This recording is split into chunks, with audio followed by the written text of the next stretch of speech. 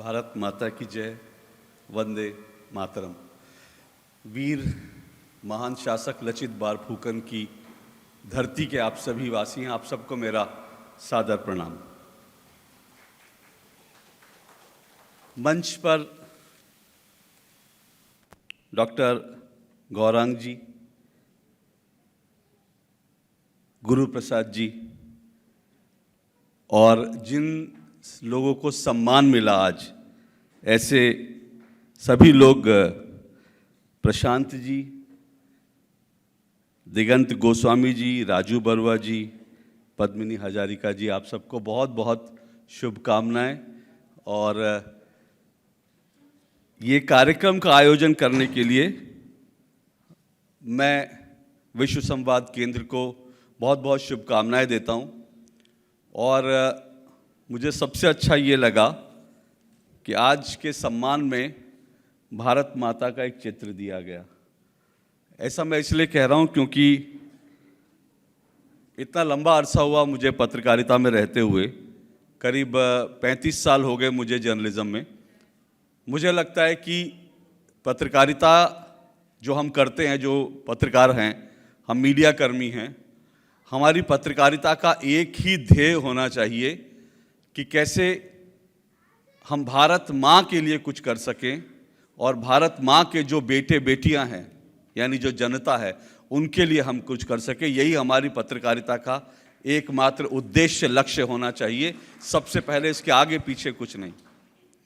मैं अभी प्रशांत जी को सुन रहा था, मैं समझ तो नहीं पा रहा था क्योंकि भाषा की थोड़ी समस्या है। जो थोड़ा बहुत मैं समझ पाया उसमें वो बता रहे थे कि मीडिया के लिए क्या इंपॉर्टेंट चीज़ है, कैसे एक प्रोडक्ट बना, ये सब चीज़ें जो थोड़ी बहुत मैं समझ पाया। जाहिर सी बात है कि जो मीडिया है, पत्रकारिता है, इतने समय में बहुत कुछ बदला है। जब मैं आया तब टेलीविज़न तो था नहीं, मैं अखबारों में काम करता था। उसके बाद टेलीविज़न मीडिया आया और कैसे अब न्यू मीडिया जो है आ गया, मोबाइल फ़ोन जो है एक सबके हाथों में आ गया और सबसे बड़ा एक ताकत बन गया। एक आम व्यक्ति भी जो है उस मोबाइल फ़ोन से जो है वो पत्रकार बन गया, सिटीजन जर्नलिज्म आ गई। ये सब कुछ चीज़ें जो है बदलाव होते रहे। लेकिन मैं बार बार कहता हूँ, एक ही चीज़ है जो नहीं बदलनी चाहिए, वो ये कि हमारा ध्येय किस लिए है, हम पत्रकारिता कर किस लिए रहे हैं, ये हमको सोचना चाहिए।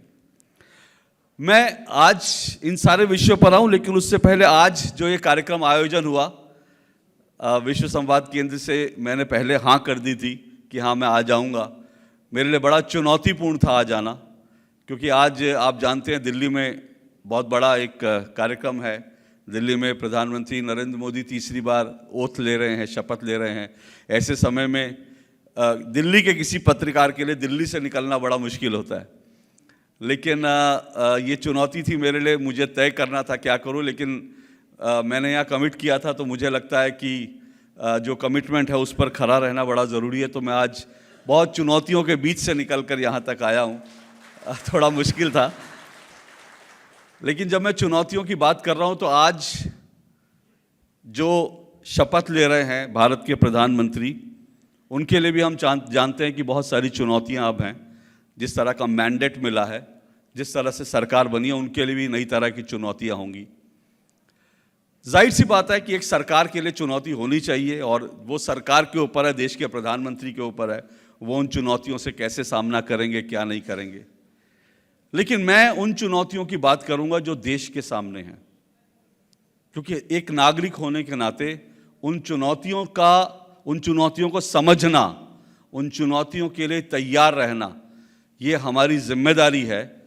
और एक पत्रकार होने के नाते मेरी ये जिम्मेदारी है कि मैं इस बात को देश के जन जन तक पहुंचा सकूं।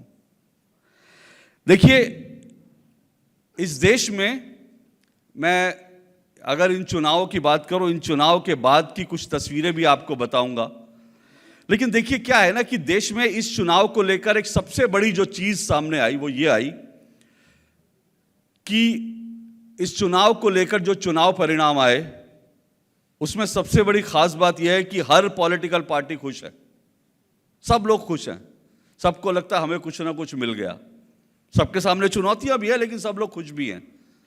सिर्फ एक व्यक्ति हैं जिनको थोड़ी सी निराशा होगी, जहां से मैं आता हूं, दिल्ली से, दिल्ली के मुख्यमंत्री अरविंद केजरीवाल, क्योंकि उनकी थोड़ी सिचुएशन ऐसी होगी, माया मिली ना राम, जेल में हैं और ऊपर से जो है दिल्ली की 7 सीटें हार गए, पंजाब में भी कांग्रेस ने उनको पटकनी दे दी। तो मुझे लगता है सिर्फ एक व्यक्ति, हालांकि उनके नेता अभी भी जेल में उनकी तस्वीर को लड्डू खिला रहे हैं, क्योंकि उनको लगता है कि चलो बीजेपी को हमने रोक दिया, ये हमारे लिए बड़ी बात है कि बीजेपी को पूर्ण बहुमत नहीं मिला, वो उसमें खुश है। लेकिन सबके लिए जो खुशी है, उससे बड़ी खुशी जो है देश के आम नागरिकों के लिए, सबसे बड़ी खुशी ये है कि कम से कम हमारी ईवीएम बच गई, हमारी डेमोक्रेसी बच गई, हमारा चुनाव आयोग बच गया। जब नतीजे आने थे उससे एक दिन पहले जिस तरह के बयान दिए जा रहे थे, वो सुनकर मेरी रूह जो है कांप गई थी। मुझे लगा था क्या अनहोनी होने वाली है। ये कहा जा रहा था कि खून की नदियां बह जाएंगी अगर इस बार भी चुनाव में धांधली हुई। किसी को नहीं पता चुनाव में धांधली हुई नहीं हुई, लेकिन उनके कहने का भाव यह था कि हम हारेंगे तो चुनाव में धांधली होगी।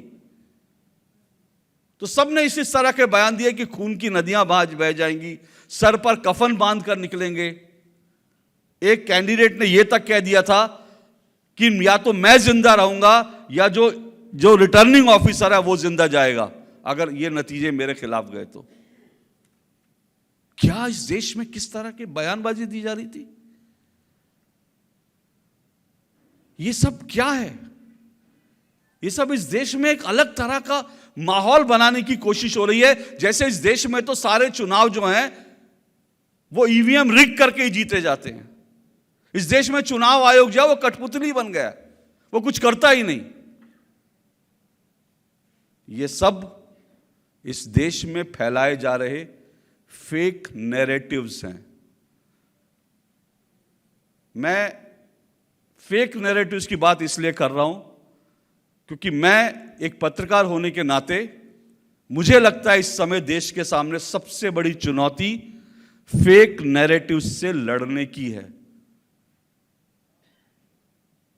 और क्यों लड़ने की है उसके बारे में विस्तार से बताता हूं। हाल ही में इन चुनावों में आपने एक शब्द सुना होगा, खान मार्केट गैंग। ये शब्द इन चुनावों में, हालांकि 2019 के चुनाव में भी ये शब्द प्रचलन में आया था, इन चुनाव में भी ये शब्द प्रचलन में आया। और इन चुनाव में ये शब्द प्रचलन में तब आया जब चुनाव से पहले दौर के चुनाव के बाद मेरी ये किताब Modi versus Khan market gang जो है वो मार्केट में आई। इस वक्त ये किताब जो है, छोड़िए वो उस किताब के बारे में ज्यादा बात नहीं करूंगा, लेकिन किताब के विषय पर मैं आ रहा हूं। यह किताब दरअसल फेक नैरेटिव्स को एक्सपोज करने की कोशिश है।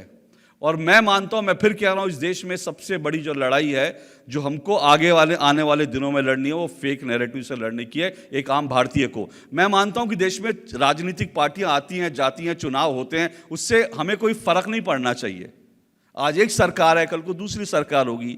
जो इस देश की जनता चाहेगी, जो नागरिक चाहेंगे, जो मतदाता चाहेंगे, उनको वो सरकार मिलेगी। और चुनाव से पहले भी और चुनाव के बाद भी मैं हमेशा ये कहता रहा हूं, इस देश में डेमोक्रेसी थी, डेमोक्रेसी है, डेमोक्रेसी रहेगी। इस देश में तानाशाही आ नहीं सकती कभी। मैंने इस देश में तानाशाही देखी है। मैं बहुत छोटा था 1975 में। इस देश ने एक बार सिर्फ तानाशाही देखी है, जब इंदिरा गांधी जी की सरकार ने आपातकाल लगाया था, इमरजेंसी लगाई थी। क्योंकि मेरे पिता उस वक्त उस विचारधारा का समर्थन नहीं कर रहे थे जिस विचारधारा से इंदिरा गांधी जुड़ी हुई थी, इसलिए मेरे पिता के नाम मीसा का वारंट था। सिर्फ इसलिए क्योंकि उनकी राजनीतिक विचारधारा इंदिरा जी की राजनीतिक विचारधारा से अलग थी, और सिर्फ इस बहाने उनके नाम मीसा का वारंट था। और सिर्फ मेरे पिताजी नहीं थे, हजारों लाखों लोग थे। इस देश का एक भी नेता जो इंदिरा जी का विरोध करता था उसको बाहर नहीं रहने दिया गया था, जेल की सलाखों में डाल दिया था। 50,000 से ज्यादा लोगों की मौत हुई। यह इतिहास में कहीं आया ही नहीं, हमको पढ़ाया नहीं गया। 50,000 से ज्यादा लोगों की मौत हुई। जेलों के अंदर क्या क्या नहीं किया गया, क्या क्या नृशंसता नहीं हुई। मैंने खुद, मेरी अपनी बड़ी बहन, मैंने आपातकाल के कारण मैंने अपनी बड़ी बहन को खोया है। वो आपातकाल हमने देखा है, इस देश की आंखों में, बच्चे बच्चे की आंख में जो खौफ था वो देखा है।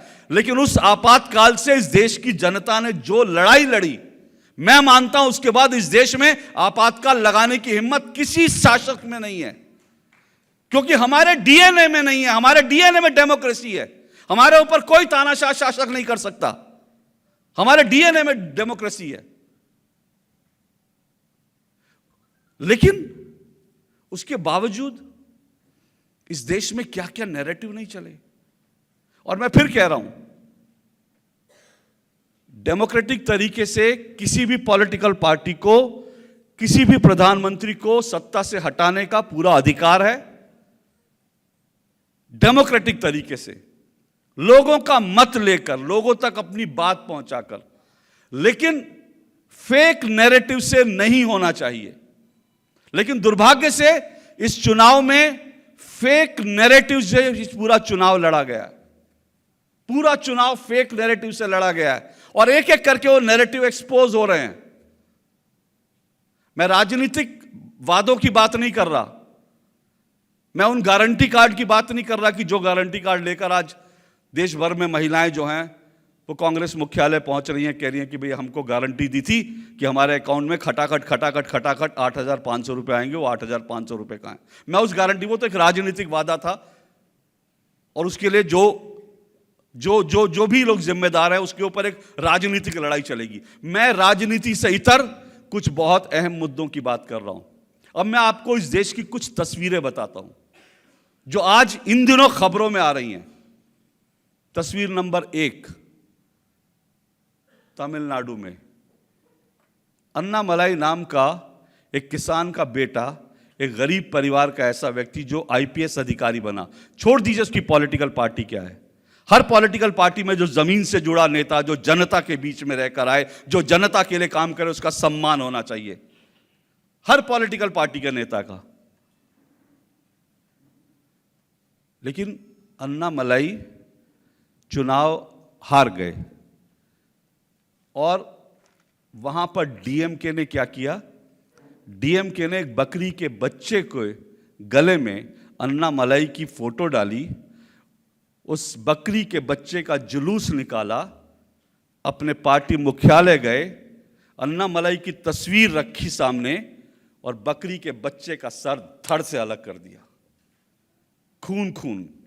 और उसके बाद उस बकरी के बच्चे को लेकर के उसकी बिरयानी बनाई गई और उस बिरयानी को खाया गया, बांटा गया। मैसेजिंग क्या थी? मैसेजिंग ये थी कि तुम हमसे टकराओगे तो हम तुम्हारा ये अंजाम करेंगे। मैसेजिंग ये थी कि तुमको हम इसी तरह से मारेंगे। और ये लोग जो इस तरह की हरकत करते हैं वो डेमोक्रेसी की बात करते हैं। ये क्या डेमोक्रेसी है? क्या डेमोक्रेसी हमें ये सिखाती है कि किसी के मरने पर बकरी के बच्चा सर के, उसकी तस्वीर रख के सर के धड़ से अलग कर दी जाए? ये क्या हमारी डेमोक्रेसी है? क्या हमारा डीएनए है? क्या जीत का जश्न ऐसे मनाते हैं? सहारनपुर उत्तर प्रदेश, एक इमरान मसूद नाम का व्यक्ति जीता, कांग्रेस का कैंडिडेट, जिसका 10 साल पहले एक बयान वायरल हुआ था। उसने अपनी कम्युनिटी के लोगों के बीच खड़े होकर कहा था कि नरेंद्र मोदी की मैं बोटी बोटी काटूंगा। वो इमरान मसूद सहारनपुर में जीतता है और सहारनपुर की सड़कों पर बाइक लेकर उसके सपोर्टर, छोड़ दीजिए वो किस मजहब से, मैं उसकी बात नहीं करूंगा, कुछ भी हो सकते हैं, बाइक लेकर उसके सपोर्टर जिस तरह से सड़कों पर निकले, सड़कों पर जिस तरह से नंगा नाच किया, महिलाओं को भद्दे इशारे किए, यह दिखाया कि अब हम जीत गए हैं, अब हम तुम्हें छोड़ेंगे नहीं। ये लोग डेमोक्रेसी की बात करते हैं। तस्वीर नंबर 3, पश्चिम बंगाल में। और पश्चिम बंगाल की एक तस्वीर नहीं है, पश्चिम बंगाल से रोज कम से कम 5 ऐसे केसेस आ रहे हैं कि जहां पर लोगों को मारा जा रहा है, खून से लहूलुहान किया जा रहा है, क्योंकि वहां ममता दीदी की सरकार एक बार फिर से उनकी पार्टी जीत गई है। दो जो रेजिडेंशियल कॉम्प्लेक्स हैं, उन रेजिडेंशियल कॉम्प्लेक्स से खबर आई कि उस रेजिडेंशियल कॉम्प्लेक्स में लोगों ने ममता दीदी को वोट नहीं दिया।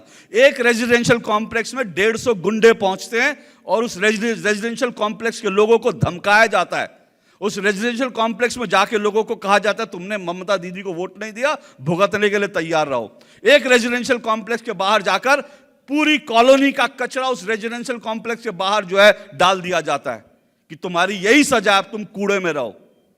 और टीएमसी का एक सोशल मीडिया जो पदाधिकारी है वो ट्वीट करता है, लिखता है कि यही तो होना ही था, ये इन लोगों के साथ यही होना चाहिए। और ये लोग देश में डेमोक्रेसी की बात करते हैं। मैं आपको जो तस्वीरें बता रहा हूं वो तस्वीरें उन लोगों की हैं जिन्होंने एक पूरा चुनाव डेमोक्रेसी बचाने के नाम पर लड़ा, जिन्होंने पूरा चुनाव यह कहकर कर लड़ा कि हम तानाशाही के खिलाफ लड़ रहे हैं। नरेंद्र मोदी तानाशाह है, हम तानाशाही के खिलाफ लड़ रहे हैं, हम डेमोक्रेसी बचाने के लिए लड़ रहे हैं। ये डेमोक्रेसी बचा रहे हैं? ये फेक नैरेटिव नहीं था तो क्या था? और उससे खतरनाक तस्वीर,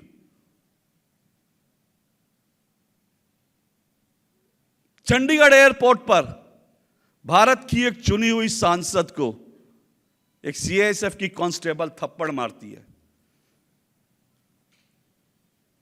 कहती है कि कंगना रनौत ने किसानों को लेकर जो कहा, मेरी मां भी बैठी थी। और कितने लोगों ने इस देश में तालियां बजाई, कहा कि हां बड़ा अच्छा हुआ।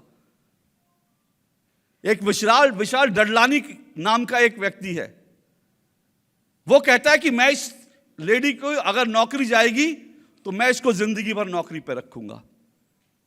आज पता चला उसको सोने की अंगूठी दी जा रही है जिसपे पेरियार की फोटो है। पेरियार का क्या संबंध है खालिस्तान से? पेरियार का क्या संबंध है किसान आंदोलन से? लेकिन एक कनेक्शन देख रहे हैं, बकरे की गर्दन काटने वाले, कंगना को थप्पड़ मारने वाले, ये कनेक्शन देख रहे हैं। कितना खतरनाक ट्रेंड है। इसी तरह से वर्दी पहने 2 लोगों ने इंदिरा गांधी की हत्या की थी। आप सोच सकते हैं, आज मेरा यह भाषण मैं यहां बोल रहा हूं वायरल हो जाए और मैं यहां से वापस जा रहा हूं, मेरे भाषण से मैंने जो कुछ कहा उससे राजनीतिक सहमति असहमति आपकी हो सकती है। आप उसको फैक्ट पे आप उसको काउंटर करो, आप उसके विरोध में आपके पास जो तर्क है उस पर काउंटर करो। लेकिन मैं शाम को यहां एयरपोर्ट पहुंचूं और कोई सीआईएसएफ का जवान मेरे इस भाषण की प्रति पहुंचे और मुझे जो है वो थप्पड़ मारे, और थप्पड़ क्यों मारे, गोली भी मार सकता है। सोच रहे हैं हम देश किस खतरनाक सिचुएशन में हम इस देश को ले जा रहे हैं कि एक वर्दी पहनी एक महिला वर्दी का सम्मान नहीं कर रही, उसकी जो ड्यूटी है वो ड्यूटी नहीं कर रही, इतना खतरनाक काम कर रही है। और इस देश में उसके लिए ताली बजाने वाले लोग हैं, उसको लाख रुपए देने वाले, उसके लिए 1.5 लाख रुपए देने वाले, उसको जिंदगी भर नौकरी देने वाले लोग हैं। जनरल बिपिन रावत ने यह कहा था भारत को 2.5 मोर्चों का युद्ध लड़ना होगा। 2.5 मोर्चे क्या थे? पाकिस्तान, चीन और आधा मोर्चा हिंदुस्तान के अंदर जो खुला हुआ है, यह 2.5 मोर्चा है। और इसी 2.5 मोर्चे से आपको हमको चुनौतियों से लड़ने के लिए तैयार रहना होगा, क्योंकि ये 2.5 मोर्चा सिर्फ यहां तक नहीं है। ये जो खान मार्केट है, जिसको मैंने खान मार्केट गैंग का, दिल्ली में एक छोटी सी जगह है, पॉश बाजार है इलाका जिसको खान मार्केट कहते हैं। लेकिन मैं ये कहता हूं ये खान मार्केट सिर्फ दिल्ली तक सीमित नहीं है, ये नई दिल्ली से लेकर न्यूयॉर्क तक फैला हुआ है खान मार्केट गैंग।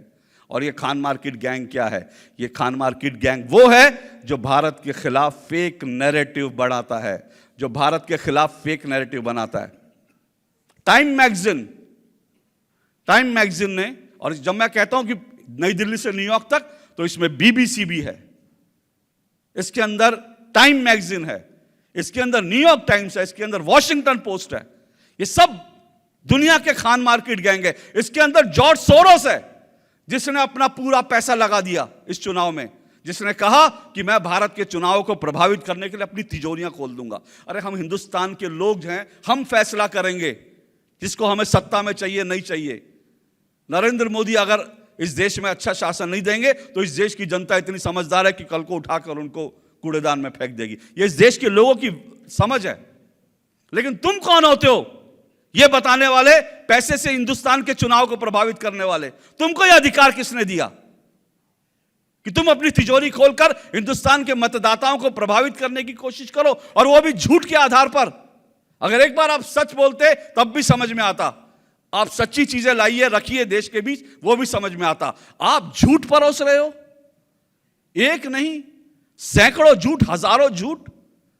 ये जो कहा गया कि भारत में चुनाव नहीं होगा, संविधान बदल जाएगा, यह इस चुनाव का सबसे बड़ा झूठ है।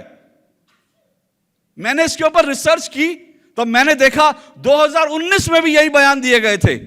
राहुल गांधी ने, अरविंद केजरीवाल ने, उनके रिकॉर्डेड मैसेज हैं, उन्होंने चुनावी सभा में यह कहा था कि अगर 2019 में नरेंद्र मोदी जीते तो 2024 में भारत में चुनाव नहीं होगा, भारत का संविधान खत्म होगा। लेकिन 19 के बाद हम 24 तक पहुंचे, संविधान खत्म हुआ, भारत में लोकतंत्र खत्म हुआ।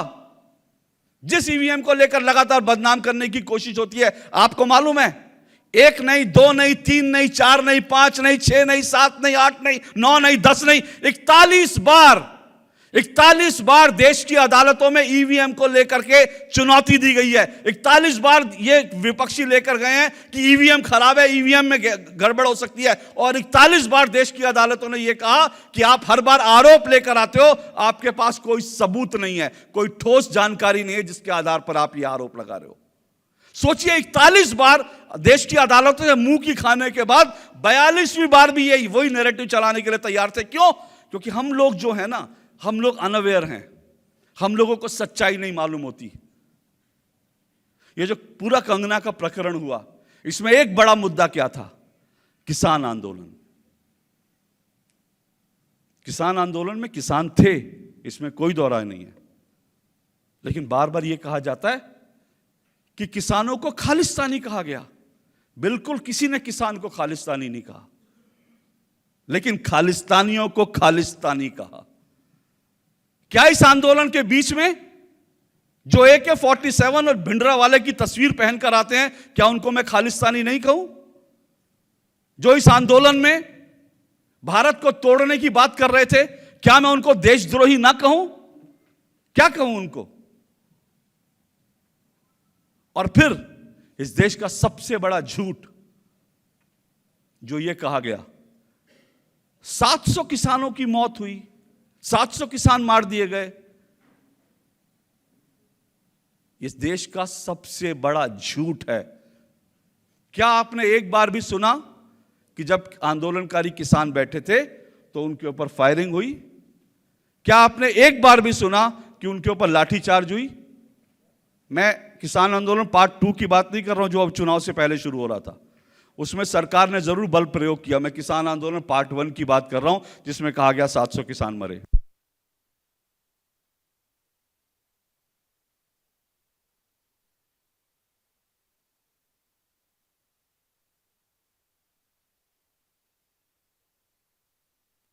को लेकर के मेरे प्रोग्राम में भी जो आंदोलनकारी आते थे वो बार बार कहते थे 700 किसान मार दिए, 700 किसान मार दिए।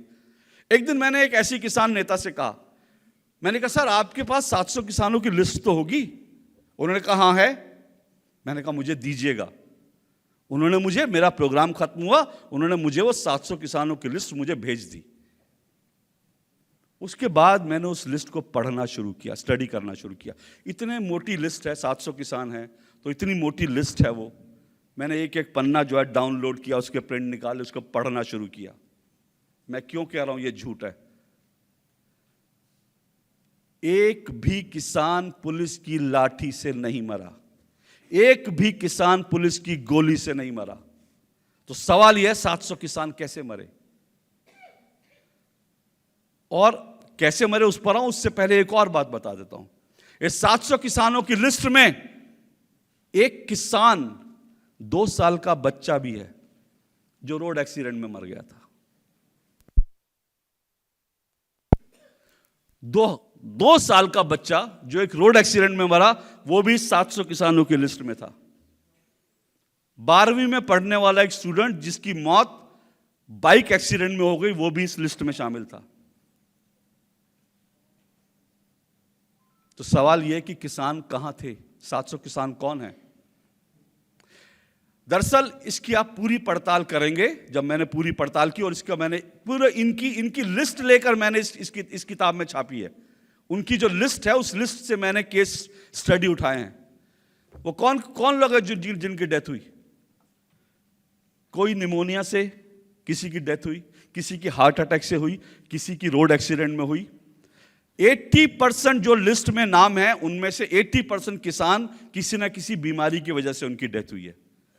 और उस वक्त बीमारी कौन सी थी? उस वक्त बीमारी कौन सी थी? कोरोना।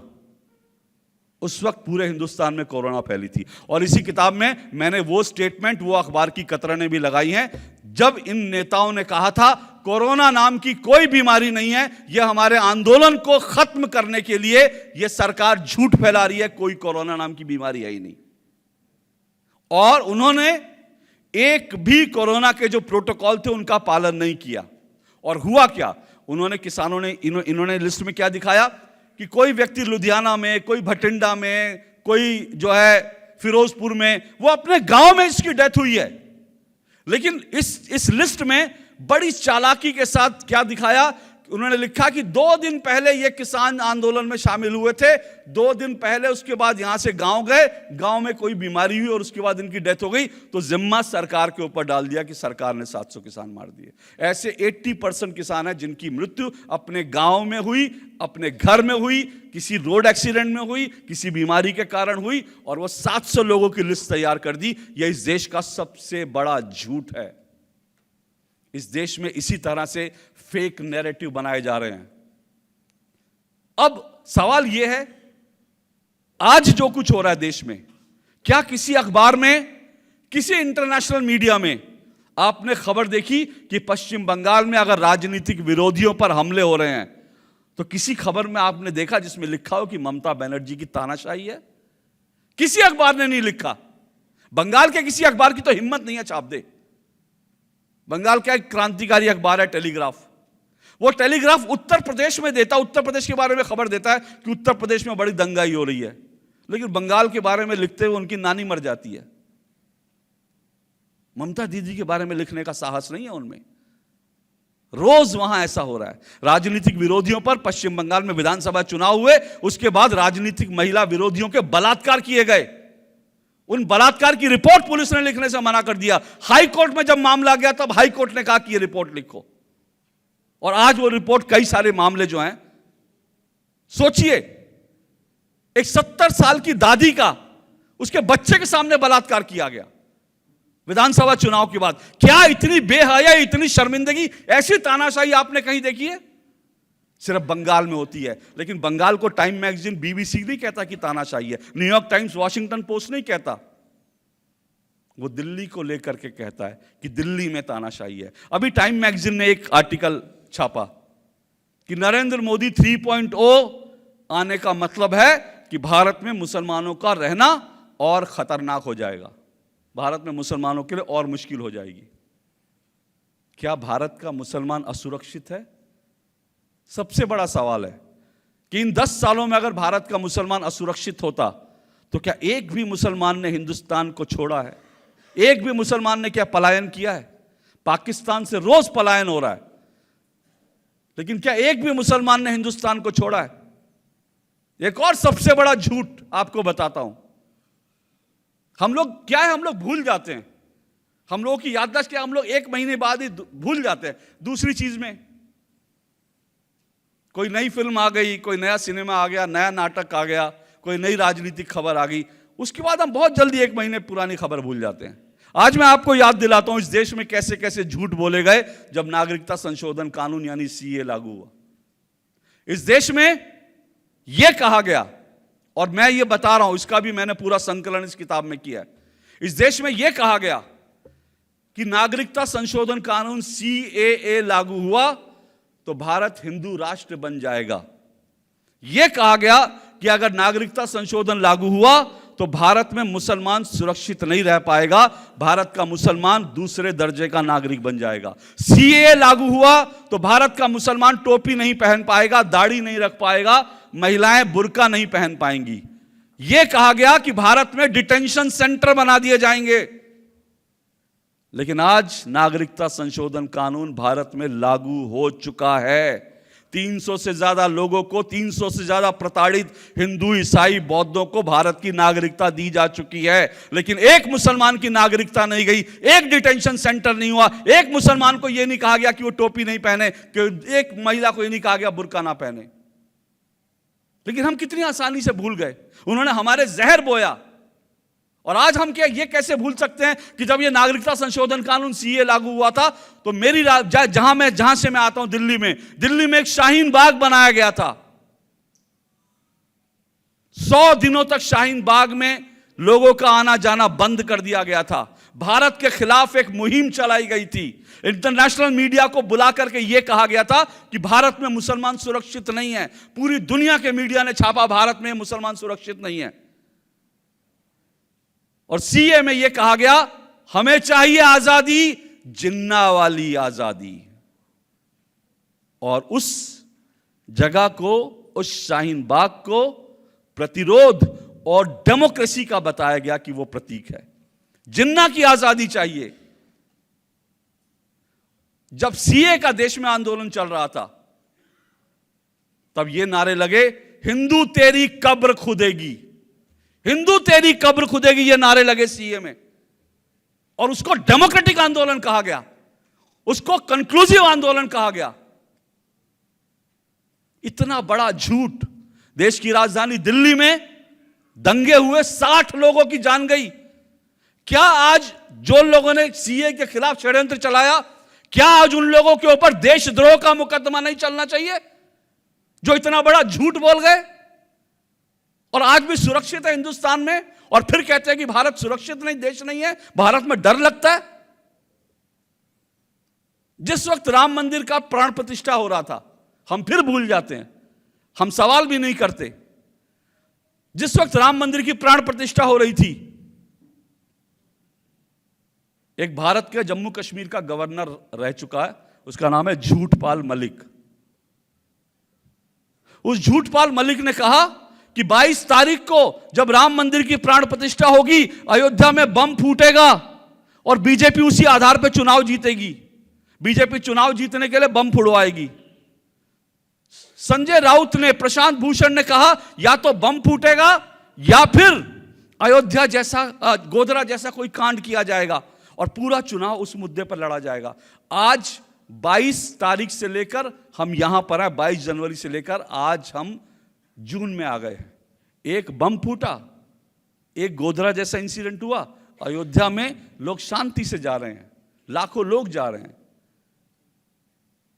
क्या ये झूठ बोलने वालों पर राजद्रोह या देशद्रोह का मुकदमा नहीं चलना चाहिए?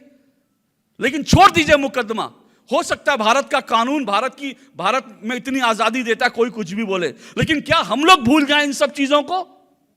क्या हमको इनको माफ कर देना चाहिए? हमारी जिम्मेदारी नहीं बनती इस देश में जो झूठ बोले, हमारी जिम्मेदारी नहीं बनती कि हम उसको सवाल करें? और हम, अशोक श्रीवास्तव जब ऐसे लोगों को सवाल करता है तो अशोक श्रीवास्तव को कहा जाता है ये गोदी मीडिया है। अगर भारत मां की गोदी में बैठकर पत्रकारिता करना गोदी मीडिया है तो मैं गोदी मीडिया हूं।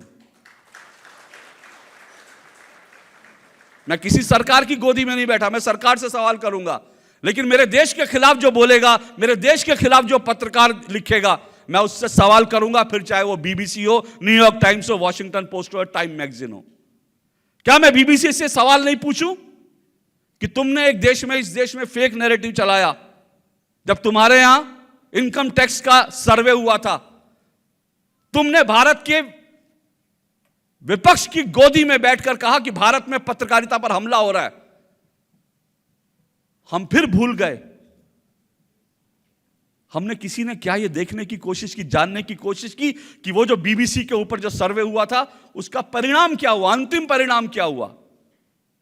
अंतिम परिणाम मैं आपको बताता हूं, बहुत छोटी छोटी। जब ये बीबीसी का सर्वे हुआ तब सारे मीडिया ने, दुर्भाग्य से हम लोग उसी फेटर्निटी के हैं, सारे मीडिया ने छापा कि भाई ये जो इनकम टैक्स की कार्रवाई हो रही है ये मीडिया की आजादी पर हमला है। प्रेस क्लब में बैठकर एडिटर्स गिल्ड ने बड़े बड़े फतवे जारी किए, लेकिन क्या आपको यह मालूम है जब बीबीसी का सर्वे कंप्लीट हो गया, उसके 20-25 दिन बाद या शायद 1 महीने बाद अखबार में एक छोटी सी खबर छपती है, बहुत छोटी सी खबर छपती है कि बीबीसी ने इनकम टैक्स डिपार्टमेंट से संपर्क किया है। अब आप जानते हैं इनकम टैक्स विभाग से संपर्क करने का मतलब क्या है? इनकम टैक्स विभाग से बीबीसी ने इसलिए संपर्क किया क्योंकि बीबीसी ने टैक्स की चोरी की थी और हमारी जांच एजेंसियों ने वो चोरी पकड़ ली थी। हमारी जांच एजेंसियों ने वो चोरी पकड़ ली थी, जिन जांच एजेंसियों को यह कहा गया कि ये जो है मीडिया पर हमला कर रहे हैं। और बीबीसी के, ये तो हमारी जांच एजेंसियों का बड़प्पन है कि उन्होंने कभी कोई प्रेस कॉन्फ्रेंस नहीं करी। लेकिन बीबीसी ने जो लंदन में इस पूरे मामले को लेकर जो मेल भेजे थे टैक्स चोरी के, वो मेल डिलीट कर दिए। हमारी जांच एजेंसियों ने उन मेल को भी रिट्रीव कर लिया था और बीबीसी की चोरी पकड़ी गई थी। बीबीसी ने जांच एजेंसियों से संपर्क किया और चुपके से कहा हमसे गलती हो गई है, हम ये पूरा टैक्स दे देते हैं। लेकिन तब किसी ने नहीं कहा कि बीबीसी की चोरी पकड़ी गई। तब हमारे जैसे गोदी मीडिया वालों ने सवाल उठाया कि बीबीसी की चोरी पकड़ी गई है। और बीबीसी क्या कर रहा था, उसकी एक और चोरी पकड़ी गई। भारत में कोई भी विदेशी मीडिया 100% जो है विदेशी पूंजी से भारत में काम नहीं कर सकता, ये भारत का कानून है। लेकिन बीबीसी तो बीबीसी है, उसको लगता था क्या लगता था, उसको लगता था कि हम तो गोरे लोग हैं, अरे ये तो काले हिंदुस्तानी, हमने इन पर शासन किया है, ये हमें बताएंगे कानून, हम इनके देश में अपना कानून चलाएंगे। और वो चला रहे थे, खुलकर चला रहे थे, भारत के कानून को लात मार के अपनी गुंडागर्दी कर रहे थे, दादागिरी कर रहे थे। लेकिन जब भारत की जांच एजेंसी हरकत में आई तो एक दिन एक और चुपके से खबर आती है, बीबीसी ने अपना पूरा जो भारत में ऑपरेशंस हैं, ऑपरेशंस का तरीका बदल दिया। अब आप जाएंगे तो बीबीसी के जो न्यूज ऑपरेशंस है वो उनकी एक और सब्सिडरी कंपनी चला करती है, और वो सब्सिडरी कंपनी जो है भारत के नागरिकों की, बीबीसी के भारत के जो कर्मचारी हैं वो उनकी कंपनी है। तो अब जो है न्यूज का पूरा कंट्रोल करने का उन कर्मचारियों के हाथ में जो 100% भारतीय हैं। बीबीसी ने अपने ऑपरेशन बदल दिए क्योंकि वो कानून तोड़ रहे थे, जांच एजेंसियों ने उनको पकड़ लिया। लेकिन मुझे बीबीसी से इस बात की शिकायत नहीं है, मुझे बीबीसी से शिकायत दूसरी है। उत्तरी आयरलैंड में कोई व्यक्ति बंदूक उठाता है तो बीबीसी उसको कहता है आतंकवादी हैं। बंदूक उठाने पर उत्तरी आयरलैंड में आतंकवादी हो जाता है।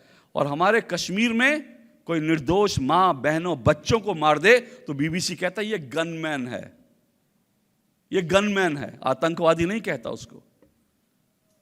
जब हमास के आतंकवाद का, जब हमास के लोगों ने जब इजराइल में एक म्यूजिक फेस्टिवल सेलिब्रेट करने वाले लोगों को जिस बेदर्दी से मारा, एक महिला को निर्वस्त्र करके उसके शव की परेड कराई, उस वक्त भी बीबीसी ने यह नहीं कहा कि आतंकी वारदात है।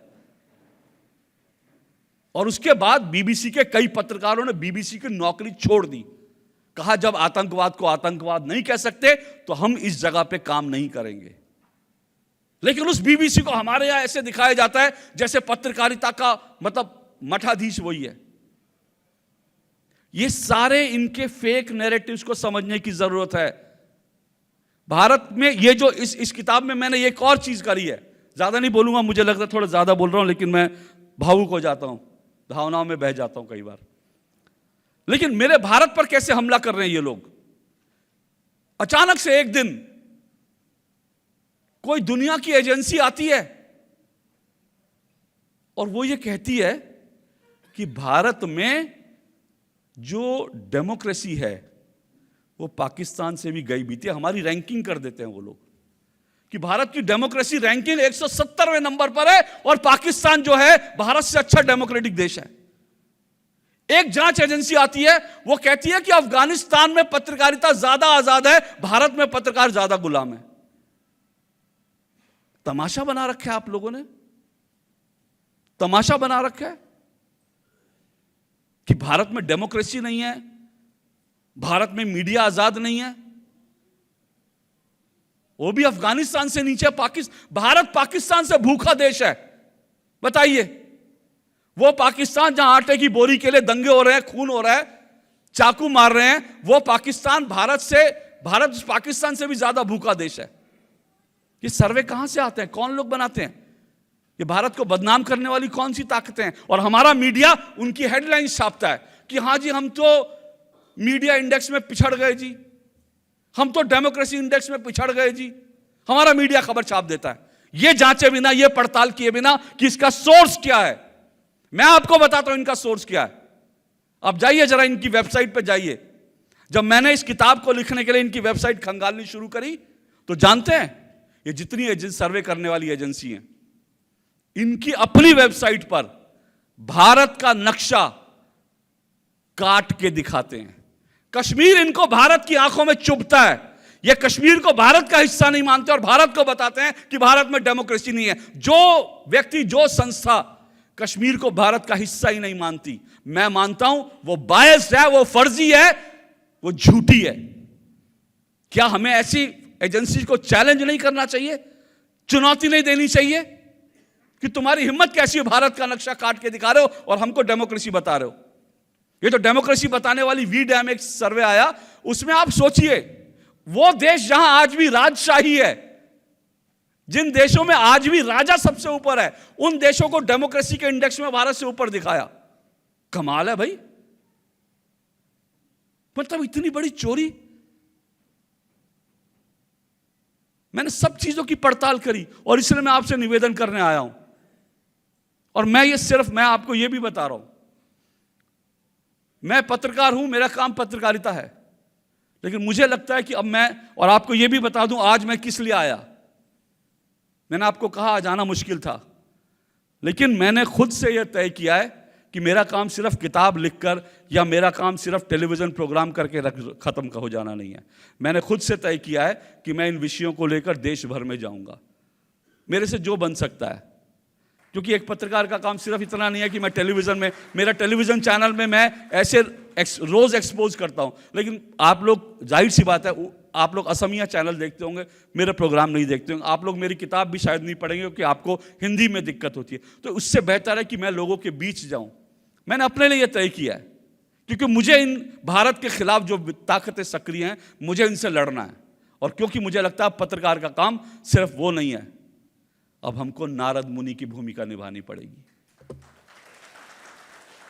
देव ऋषि नारद की हमें भूमिका निभानी पड़ेगी। जैसे देव ऋषि नारद देवों के पास जाते थे, राक्षसों के पास जाते थे और उनको बताते थे, उनको खबर देते थे। तो मुझे लगता है कि अब वही काम करने की जरूरत आ गई है। और ये फेक नैरेटिव कैसे बनाए जाते हैं?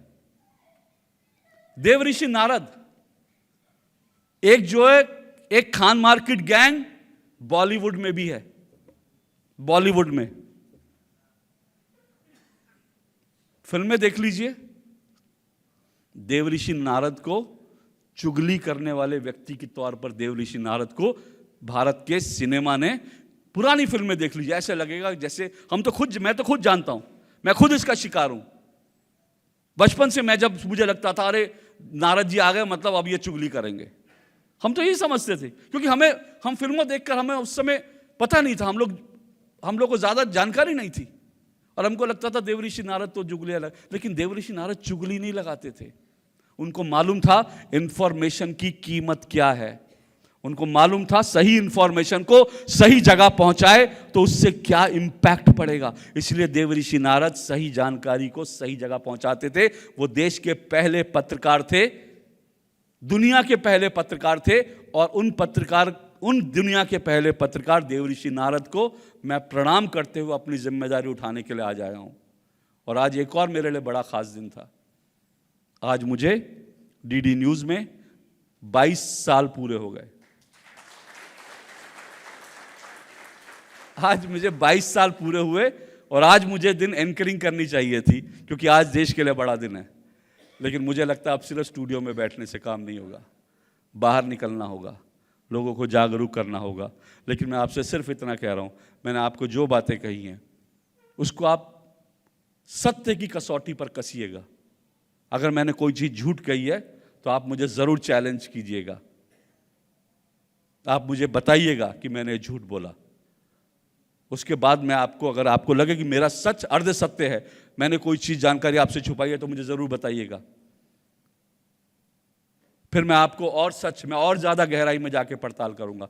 लेकिन ये सच आप तक रुकना नहीं चाहिए। मेरा आपसे सिर्फ इतना निवेदन है, ये सच, ये जो भारत के खिलाफ प्रोपेगेंडा चल रहा है, उसको अपनी नई पीढ़ी तक पहुंचाइए, बच्चों तक पहुंचाइए, यूनिवर्सिटी तक पहुंचाइए, क्योंकि हम सबकी जिम्मेदारी है। क्योंकि ये जो चुनौतियां आएंगी, मैं फिर कह रहा हूं, अंत में यही बात कह रहा हूं जो मैं जहां से मैंने शुरू की थी, चुनौतियां मोदी जी के लिए जो हैं वो छोड़ दीजिए, चुनौतियां इस देश के लिए जो हैं वो समझिएगा। 6 महीने के अंदर भारत में ये खान मार्केट गैंग फिर कोई बड़ा नैरेटिव खड़ा करेगा। क्योंकि ये लोग क्या करेंगे, इनको 2 चीजें मिल गई हैं इस चुनाव में। एक, इनको इस चुनाव में ये लोग इस बात में कामयाब रहे हैं कि जो समाज है, समाज में विभेद पैदा करने में ये लोग कामयाब रहे हैं। इन्होंने समाज को जातियों के नाम पर बांट दिया, इसमें ये कामयाब रहे हैं। इसको ये जो फॉल्ट लाइन है, इसको ये और चौड़ा करने की कोशिश करेंगे। एक जाति दूसरी जाति से लड़े, इसके लिए कोशिशें तेज होंगी। सिर्फ हिंदुस्तान की धरती से नहीं, हिंदुस्तान के बाहर से भी ये कोशिशें तेज होंगी, क्योंकि उनके मुंह में खून लग गया है। उनको मालूम है कि इस चुनाव में उनको इतनी कामयाबी मिल गई है कि उन्होंने जातियों में विभेद पैदा कर दिया है। तो इस फॉल्ट लाइन को चौड़ा करने की कोशिश होगी अगले 6 महीने में। और इसके साथ साथ वो भारत में कुछ और फेक नैरेटिव खड़े करने की कोशिश करेंगे, ताकि ये सरकार अस्थिर हो, ताकि सरकार के सहयोगी अपने आप को असुरक्षित महसूस करें, सरकार के सहयोगी अपने आप को जो है वो असहज महसूस करें, और ये सरकार जो है वो अस्थिर हो। भारत में अस्थिरता होगी तो ऐसी ताकतों को ताकत मिलेगी। मैं इसलिए आपसे अंत में फिर निवेदन कर रहा हूं कि इस फेक नैरेटिव के खिलाफ लड़ाई के लिए आप सब एक योद्धा बनिए, आप सब एक सिपाही बनिए। ये भारत माता की ज़रूरत है। भारत माता के श्री चरणों में आप लोगों के लिए इतना योगदान तो बनता है, वो योगदान आप लोग करें, ये मेरा आपसे निवेदन है। बहुत बहुत शुक्रिया, बहुत बहुत आभार आपका। Thank you so much.